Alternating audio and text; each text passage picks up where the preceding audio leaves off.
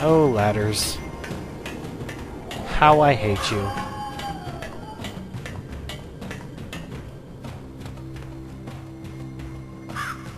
Alright, so here we are. He's going to jump away and break down the window. We will follow. And then in a split second, we're going to actually be at the end. It just takes a couple more well, a couple more seconds.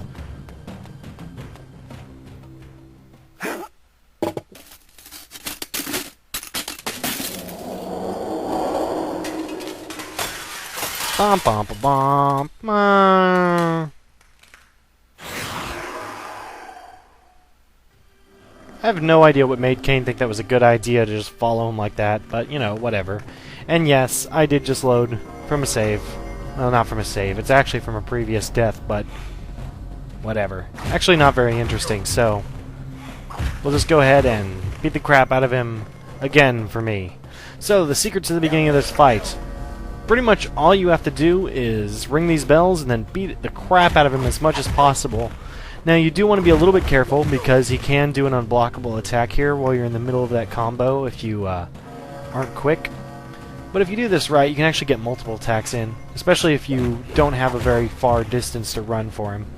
Oh, there's the unblockable.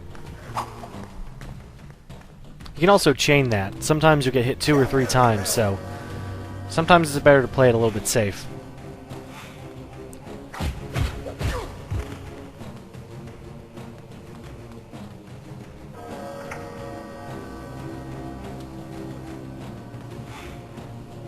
By the way, what's up with these vampires always fighting us in locations where, you know, they're near their weakness?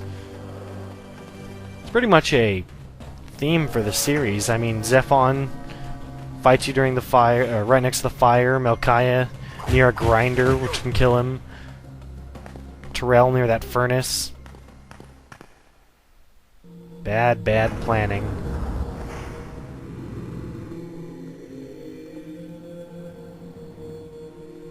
By the way, these guys get a badass sticker too, just for how freaking cool this is.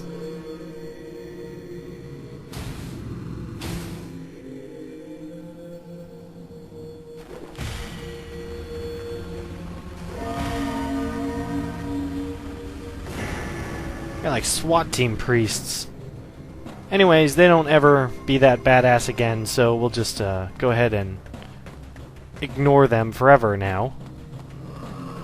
And we're on to the second half of this fight, which is where this fight gets absolutely terrible. Previous parts were, okay, whatever, you know, kind of simple, not really a complex fight in any sort of stretch of the imagination. But here, this just gets bad. So, Marcus actually likes to hang out around his buddies.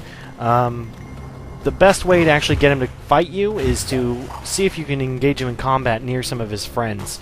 If you stay far enough away, they won't hit you with arrows. And you can also LOS the arrows using pillars.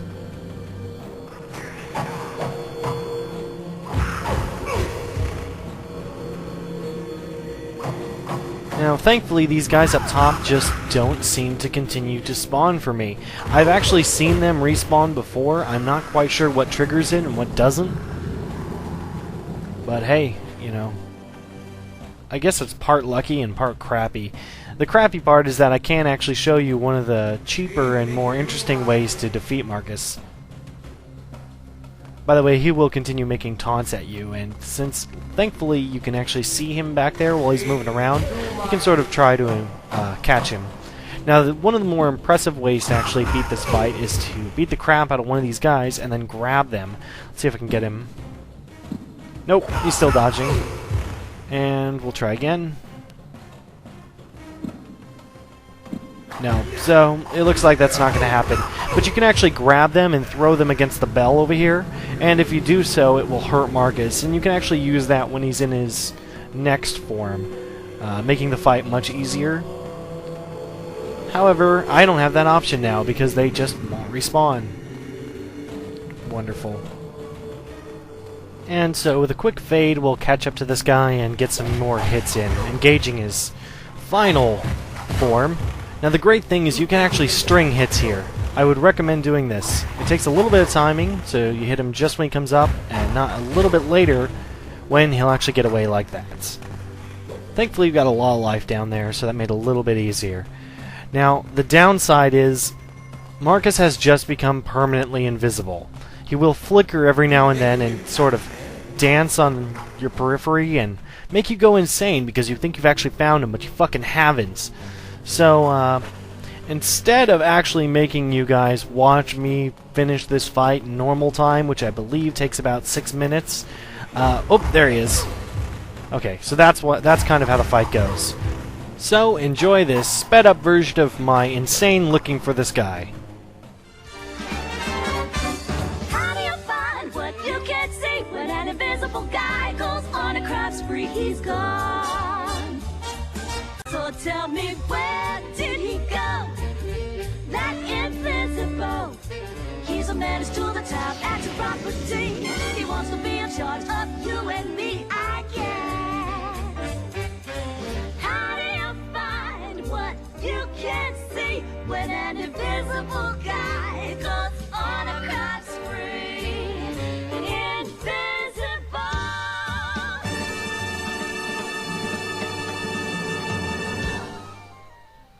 So, thankfully, I just happened to run into him.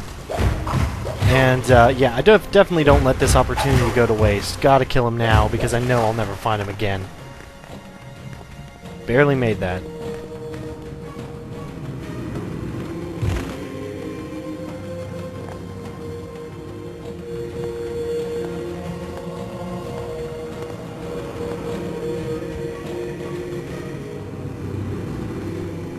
So, just like that, Marcus is down for the count, and Kane uses his ultra power to remove the powers of other people through trippy 1960s LSD graphics, and then infuse himself with their own power. It's like Mega Man, but a vampire, and not blue, or a bomber.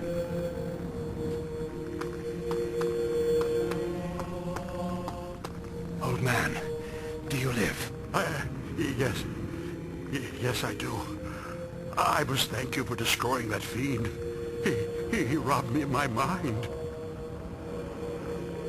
He was a novice. Bishop, I require your help. Vorador has sent me to gain passage to the Sarafan Keep. One of our associates is held captive there. A fool's errand to enter the very maw of the beast. But yes, I will help you. I will take you there. I will show you the entrance. Well, I certainly have no objections with following this old man who I've never seen before and clearly can trust. Do you? Shut up. No, you don't. Next time, I'll see you in Chapter 5, The Sarafan Keep, House of My Enemy. Dun dun dun dun dun. Oh god, I hope it's not another hour-long level. Seriously. An hour? Ah.